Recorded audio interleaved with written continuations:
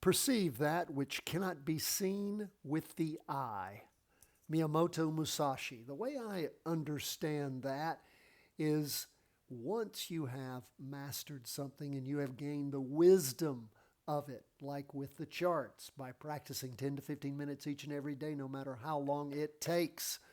Once you master it, you then can perceive without the eye, which means you have the knowledge. You've now soaked that into wisdom. And that takes being with the charts each and every day, day in and day out. You don't master anything by haphazardly spending time with it. And I say, if you will just spend 10 to 15 minutes each and every day working on these charts, you will make up for all the time you ever spent, because once you master the charts, man, you have hit the jackpot. Let's jump into the charts today. We see stocks are up a little bit. Again, 20-year bonds going down again. We are short those. Gold is flat.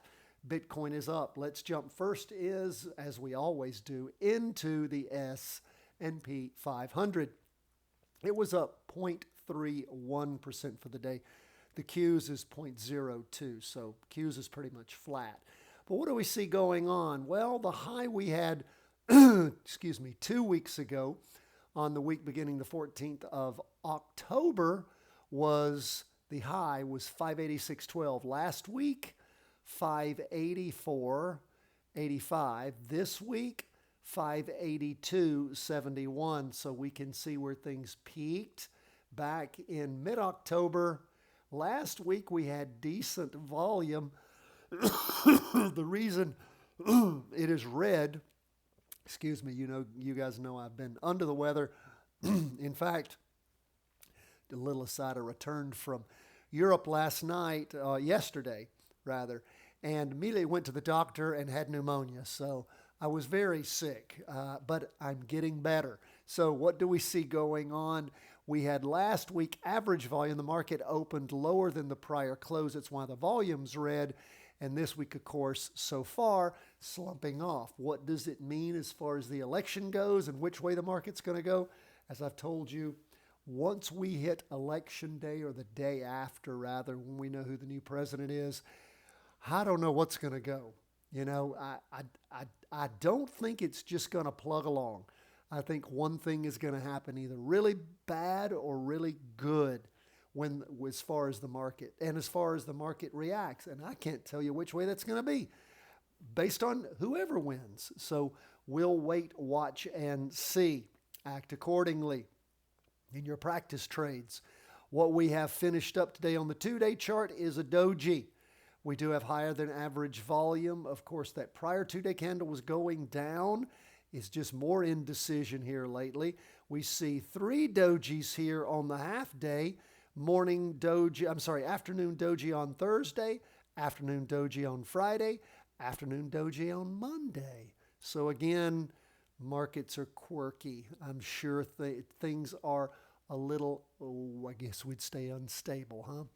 Okay, that's where we are on the S&P. The NASDAQ, like I said, it's up just 0.02%, not reaching a higher high this week than last week. Now, the NASDAQ did go up, we can see, with all that volume last week, to a high of 500. The week before it was 498. The week before that, it was 494. This week, the high 498 so far. So we've not hit on Monday the high of last week. See where the market was up in the morning and then rolled over some in the afternoon for the NASDAQ. Not a lot of volume. Let's move on. Excuse me, my voice is getting worse. I just pray it holds out. What do we see going on with 20-year U.S. government bonds? They are down 0.27%. Again, volume starting off low. Not too low, but again, down move there. We see that a red spinning top when it comes to the 2-day chart. And of course, we see that we have a little higher than average volume below the red trend line. And we can see since Friday, tracking down on the half-day chart down in the morning, maybe about the same in the afternoon, but overall down a little over 0.25%. Gold, as I said, flat. You can see where it peaked last week.